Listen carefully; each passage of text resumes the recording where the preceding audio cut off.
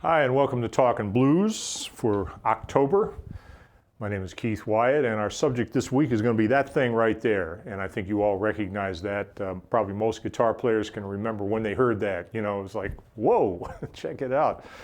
That record, Stevie Ray Vaughan's Texas Flood, of course, came out in 1983, but it was actually recorded in November of 1982, and the legend is well known about how Stevie was given free recording time by Jackson Browne. They came in on a weekend, basically knocked the whole record out. And when it came out, what caught people's attention was, of course, Stevie was just a phenomenal guitar player on every level, but he had mastered what was, at the time, kind of a lost art, which was the real traditional shuffle. Now, Stevie had grown up alongside his brother Jimmy, listening to records by guys like Jimmy Reed, you know. And the Jimmy Reed sound was sort of a modernization of the boogie woogie. And if you go back in history, back to the 1930s, the piano style that was very hip at the time was boogie woogie, where they would have a big left hand riff that would repeat and roll through the changes, you know, and the right hand would improvise and play syncopated melodies and whatnot. It was a big craze in the 30s. Robert Johnson sort of switched that style to the guitar in a sense, where he was the first guy to nail it down and go, right? And we take that for granted now, but before Robert Johnson, there wasn't really anybody doing that on the guitar. That was considered to be more of a piano style. Then you roll into the 40s, and the swing bands, or more particularly the jump blues bands, took the boogie woogie style and arranged it for a full band. And so you had that walking bass pattern. And then you would, you know, and this would be a piano pattern, by the way. So you have that walking bass pattern, one note on every beat, and then against that, in the right hand, the piano would play the upbeats, right?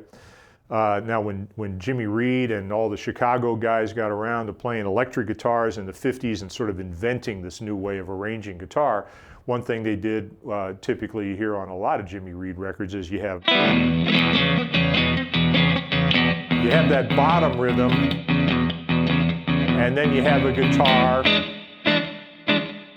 playing steady upbeats against it, right?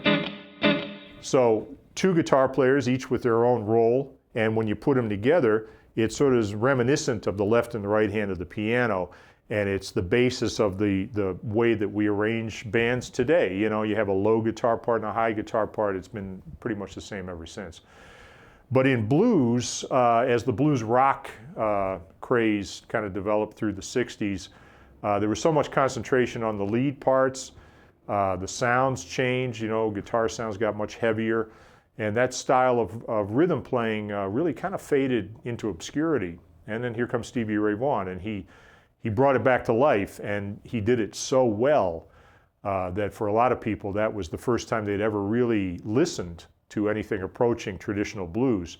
Of course, he wasn't playing with a real traditional sound exactly. It was a much bigger sound than the other guys, but it was the same approach, and he had that feel. He really had it down. So even though that song, and you know, Pride and Joy, has been around for 30 years, and it's been probably the most requested blues bar band song ever since, right? Somebody's playing it right now. I've heard it many, many, many times, played by many, many guitar players, and yet I rarely hear it played particularly well. And there's a reason for that, and I'm going to try to break it down for you and show you how to do it with a more kind of a complete feel. All right, now as I just explained, the rhythm we're talking about here consists of two parts. There's the bass pattern, and there's the upbeats that bounce off against it that create this back and forth shuffle feel that we dig. And so let's start with the bass pattern. And in the key of E, of course, Stevie was tuned down. We don't have to go there. Play my E chord, okay? I can do that, right? Now, what's the bass pattern? You see in figure 1, this is the bass pattern. It's the third degree of the chord. That's G sharp, B, C sharp, and the octave. And if you put it in chord terms, it's root, third, fifth, sixth, octave. Now you can go right back down, or you can mess those notes around in different ways, and bass players do it all the time. So as an alternate, go back down and scoop up that third again, the fifth and the sixth, right? So there's our pattern.